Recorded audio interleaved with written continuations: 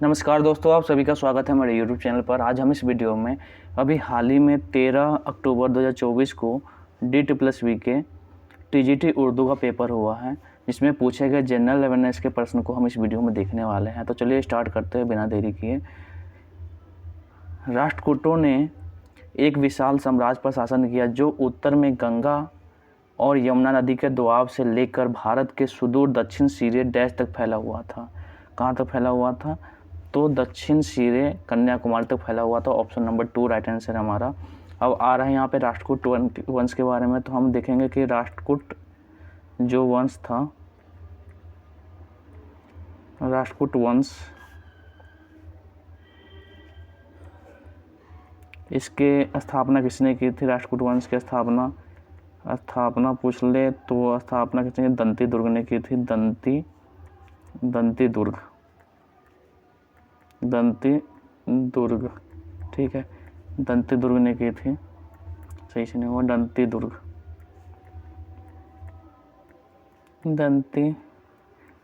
ने की थी।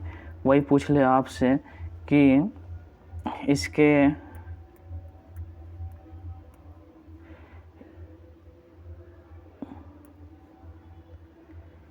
दंती दुर्ग ने की थी। राजधानी, इसकी राजधानी पूछ ले तो राजधानी कहाँ थी इसकी राजधानी?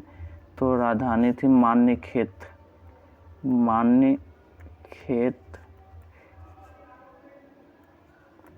या आप मणिकर भी कह सकते हैं।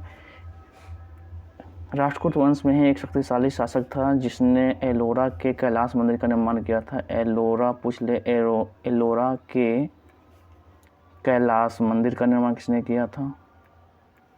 कैलाश मंदिर का निर्माण किसने किया था? मंदिर का निर्माण, तो एलोरा के कैलाश मंदिर का निर्माण किसने किया था? कृष्ण फर्स्ट ने एलोरा के कैलाश मंदिर का निर्माण किया था।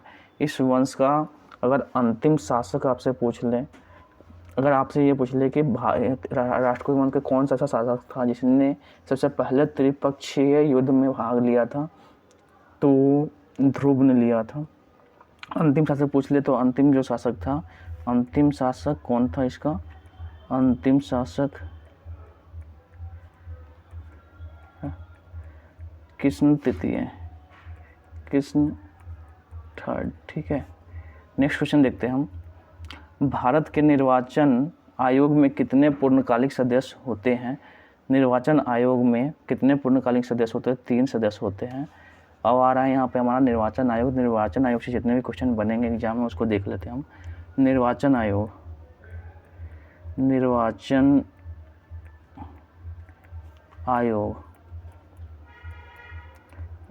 आयोग की बात हम जब करते हैं तो निर्वाचन आयोग में आपको कहा जाता है कि भारतीय संविधान के ये कौन से भाग में है, और भाग के बाद इसकी जो आर्टिकल कौन सा है हमारा, उसके बारे में पूछा जाता है आपसे। तो भाग पूछे तो भाग कौन सा है? भाग कितने में है? भाग 15 में है। निर्वाचन आयोग का उल्लेख किया गया है। अगर आर्टिकल पूछ ले तो आर्टिकल कौन सा है? आर्टिकल 324 से 329। आर्टिकल पूछ ले तो आर्टिकल 324 से 329, ठीक है। वही आपसे बात करें, अगर पूछें कि इसका जो गठन करता है कौन करता है? मुख्य निर्वाचन आयुक्त। और निर्वाचन आयुक्त की जो नियुक्ति करता है वो कौन करता है? राष्ट्रपति करता है, ठीक है। इसका गठन पूछ ले, निर्वाचन आयोग का गठन कौन करता है? तो मुख्य निर्वाचन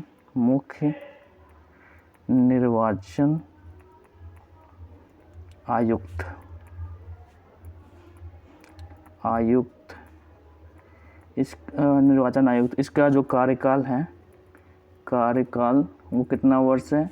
6 वर्ष या 65 वर्ष की आयु पूरी हो जाए। 6 वर्ष या 65 वर्ष की जो आयु है वो पूरी हो जाए, ठीक है। 6 वर्ष या 65 वर्ष की आयु, इसमें से जो भी पहले हो जाए तो ये इसका कार्यकाल है, ठीक है। अगर आपसे पूछ लें निर्वाचन आयोग में कि ईवीएम था, ईवीएम का पहली बार प्रयोग कब किया गया था? तो ईवीएम का पहली बार जो प्रयोग था 1982 में केरल के केरल के पारूर विधानसभा चुनाव में किया गया था। विधानसभा चुनाव में अगर पूछ ले वही आम सभा चुनाव में कब किया गया था ईवीएम का प्रयोग, ईवीएम का पहली बार प्रयोग, तो आम चुनाव में सबसे पहली बार 2004 में किया गया था, आम चुनाव में। ठीक है, इसका प्रयोग ईवीएम का। तो आपको ये समझ में आ गया कि निर्वाचन आयोग अगर पूछ ले तो निर्वाचन आयोग एक और है। निर्वाचन आयोग जो है ये त्रिसदस्यीय आयोग है। कौन सा आयोग है? त्रिसदस्यीय आयोग।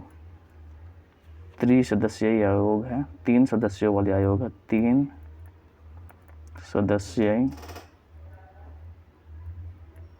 आयोग है। अब देखते हैं निर्वाचन आयोग के बारे में। हमने देखा गया कि निर्वाचन जो आयोग है भाग 15 में है।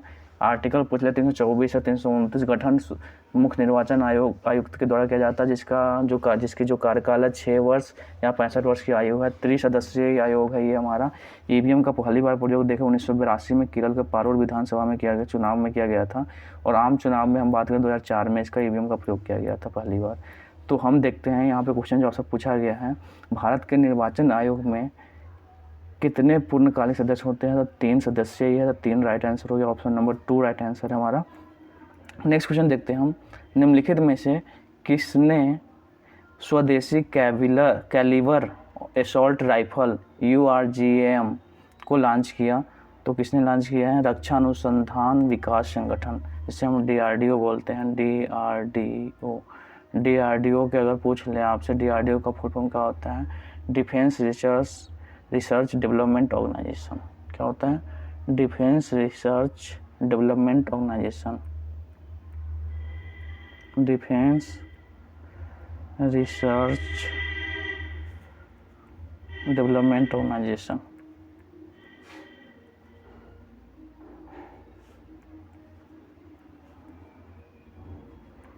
ऑर्गेनाइजेशन, ठीक है। अगर आपसे पूछ ले यहाँ पर कि DRDO का हेडक्वार्टर कहाँ पे है, तो हेडक्वार्टर दिल्ली में है, दिल्ली में। ठीक है, अगर पूछ ले अभी यहाँ के इसके चेयरमैन कौन है, ठीक है, हेड, तो डॉक्टर समीर कामत। समीर कामत,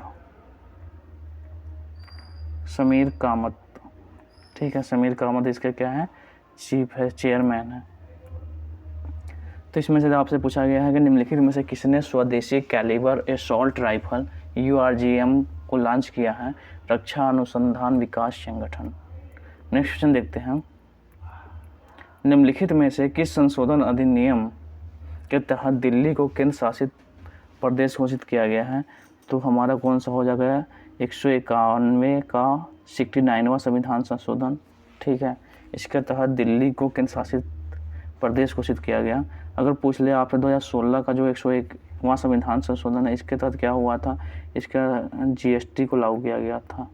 GST लागू 101वां संविधान संशोधन के अनुसार के अंतर्गत GST को लागू किया गया था। पूछ ले 73वां संविधान संशोधन, इसके द्वारा पंचायती राज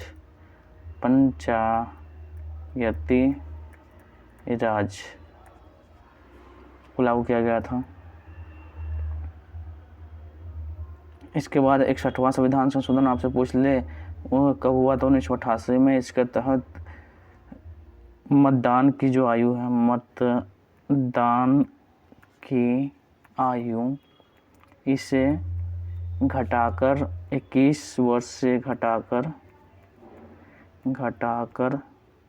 18 वर्ष कर दिया गया था। ठीक है, तो आप इसको याद रखेंगे। 69वां संविधान संशोधन दिल्ली को केंद्र शासित प्रदेश का दर्जा दिया गया। 101वां संविधान संशोधन जो कि 2016 में हुआ था, जिसके तहत GST को लागू किया गया। 73वां संविधान संशोधन पंचायती राज 1992 में हुआ था।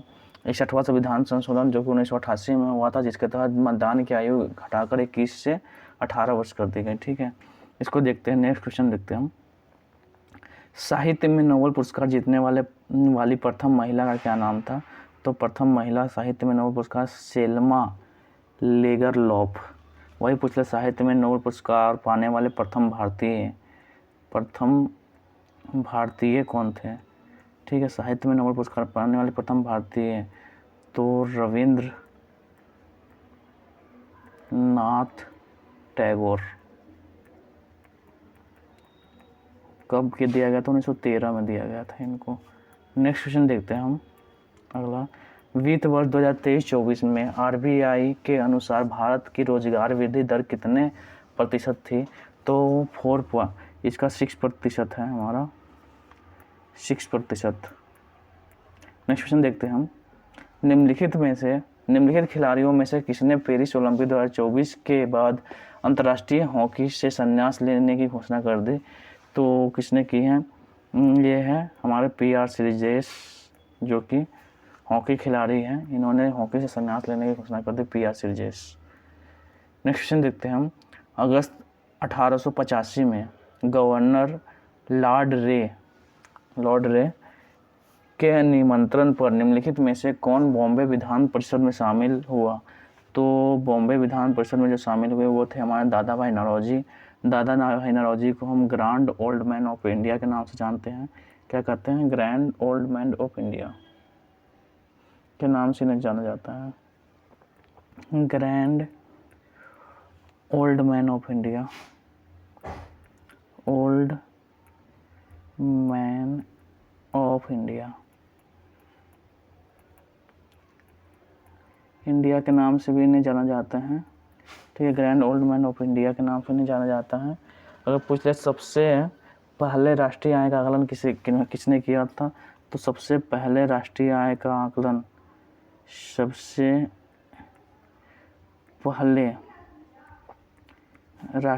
का आकलन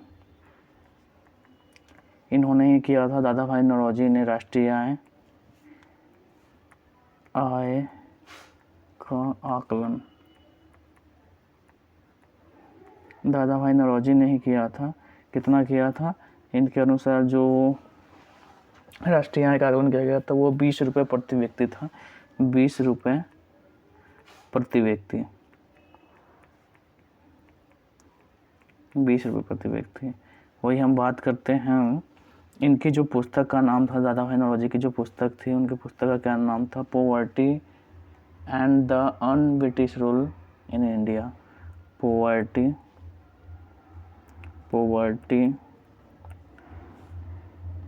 एंड द अनब्रिटिश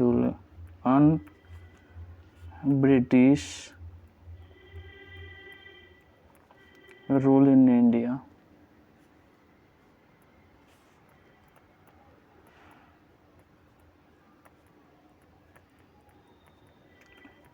ठीक है, ये किसकी पुस्तक थी? दादा भाई नौरोजी जी की पुस्तक थी। नेक्स्ट क्वेश्चन देखते हैं हम। कार्बोहाइड्रेट का उपयोग हमारे शरीर द्वारा मुख्यतः निम्नलिखित में से किस उद्देश्य के लिए किया जाता है? तो कार्बोहाइड्रेट का जो प्रयोग किया जाता है वो किसके लिए किया जाता है? ऊर्जा प्रदान करने के लिए। ऑप्शन नंबर 1 राइट आंसर है। नेक्स्ट क्वेश्चन देखते हैं हम।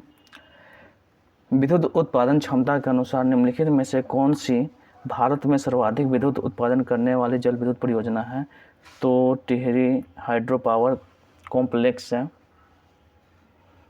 टिहरी विद्युत परियोजना। ठीक है,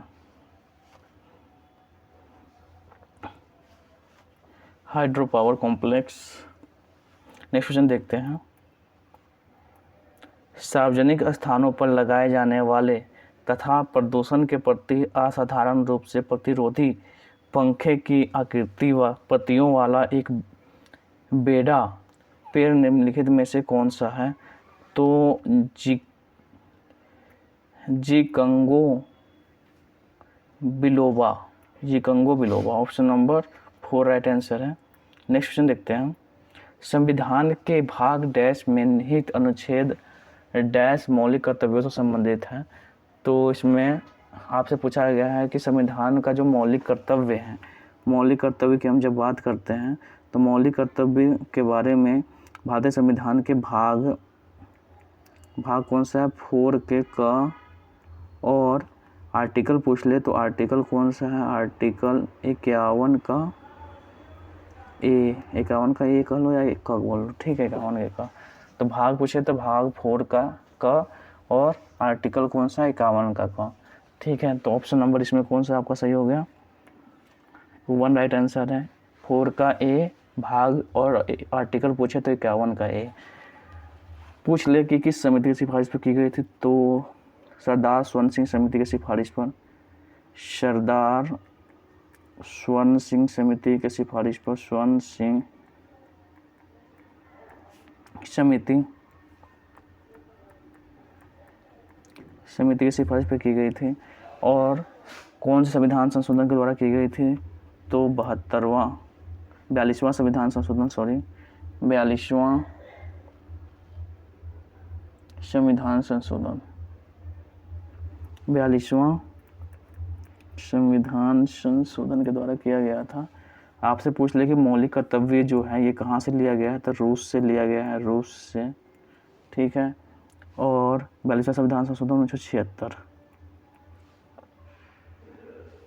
जब उस समय जब शामिल किया गया था तो उस समय कितने मौलिक कर्तव्य थे? 10 मौलिक कर्तव्य थे। अभी वर्तमान में कितने हैं? वर्तमान में 11 मौलिक कर्तव्य हैं। 11वां जो मौलिक कर्तव्य था वो कौन संविधान संशोधन द्वारा लागू किया गया? 86वां संविधान संशोधन, 86वां संविधान संशोधन के द्वारा 11वां मौलिक कर्तव्य लागू किया गया। और इसमें क्या है कि 6 से 14 साल तक के बच्चों को फ्री एजुकेशन देना माँ बाप का कर्तव्य है। ठीक है, माता पिता का कर्तव्य है। तो ऑप्शन नंबर इसमें कौन सा हमारा राइट आंसर हो गया? ऑप्शन नंबर 1 राइट आंसर है। पूछ ले मौलिक कर्तव्य में, मौलिक कर्तव्य कहाँ से लिया गया? रूस से लिया गया है। भाग पूछ ले तो भाग हमारा कौन सा है? 4 का ए है। आर्टिकल पूछे तो आर्टिकल 51 का है। सरदार स्वर्ण सिंह समिति की सिफारिश पे 42वां संविधान संशोधन 1976 के द्वारा लिया गया था। वो जब उस समय 10 मौलिक कर्तव्य थे, वर्तमान में कितने मौलिक कर्तव्य? 11वां मौलिक कर्तव्य 86वां संविधान संशोधन के द्वारा जोड़ा गया था।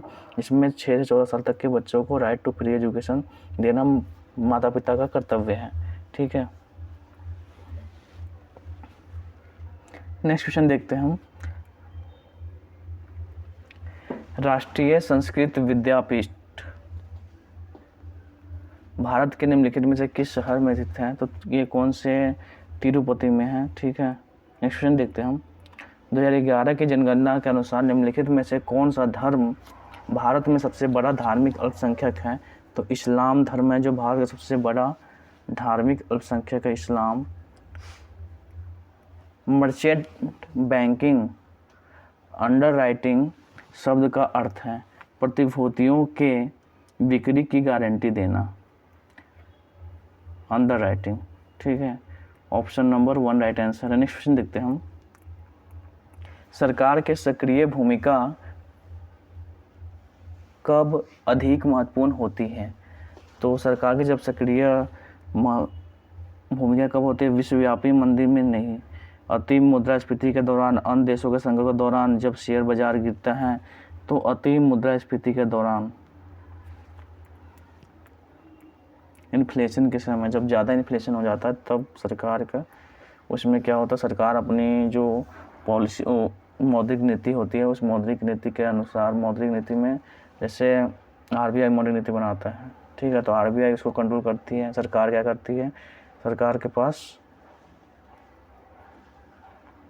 सरकार भी अपना क्या करती है? राजस्व नीति का अपना प्रयोग करती है। यहाँ पर नेक्स्ट क्वेश्चन देख रहे हैं हम।